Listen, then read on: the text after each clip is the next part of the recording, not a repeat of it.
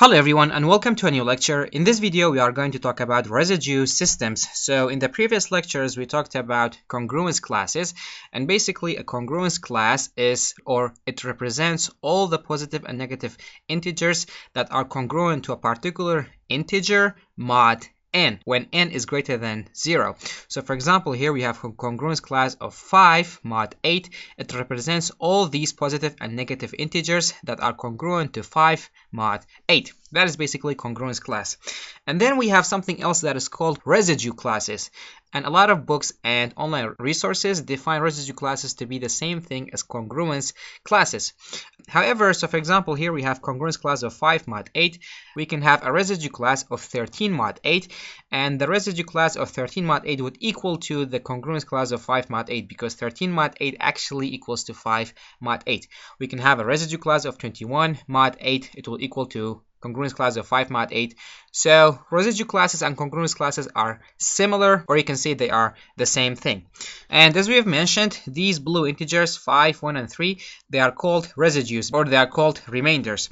So now let's move on to the next concept, and that is the concept of complete residue systems, or sometimes they are called covering systems. So a complete residue system is a set of integers such that every integer is congruent to a unique member of the set module n.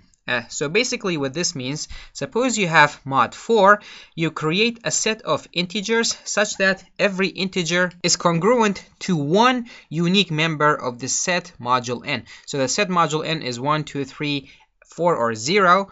And as you can see, I have a set. Every integer is congruent to only one member of them. I can have different complete residue systems. So for example, 5, 6, 7, and 8. This is a complete residue system.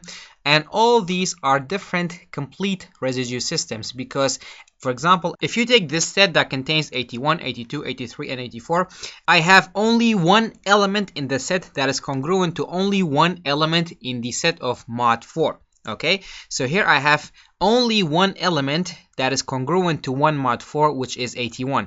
I have one element that is congruent to 2 mod 4, which is 82. I have one element that is congruent to 3 mod 4, which is 83. And I have one element that is congruent to 4 mod 4 or 0 mod 4, which is 84.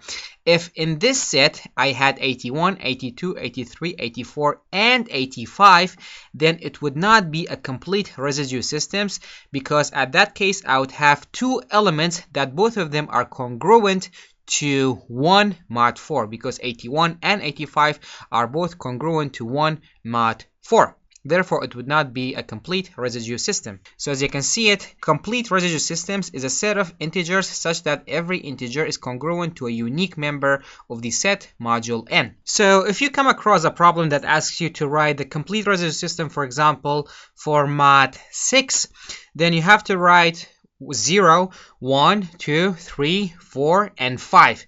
Okay, or you can write 12, 13, 14, 15, 16, 17, and that will be it. If you write 18, then you will have two elements in your set that both of them are congruent to 6 mod 6 or 0 mod 6. So this is complete residue systems. We have reduced residue systems. A reduced residue system is a set of residues that are co-primes with the module. So after you find the complete residue system of a particular module, so here we have the complete residue system for mod 4, then you will choose those numbers that are co-prime with 4. And here the numbers are 1 and 3. Therefore, the reduced residue system for mod 4 equals to 1 and 3. And the reduced residue system for mod 4 has two elements. And with this, we come to the end of this lecture.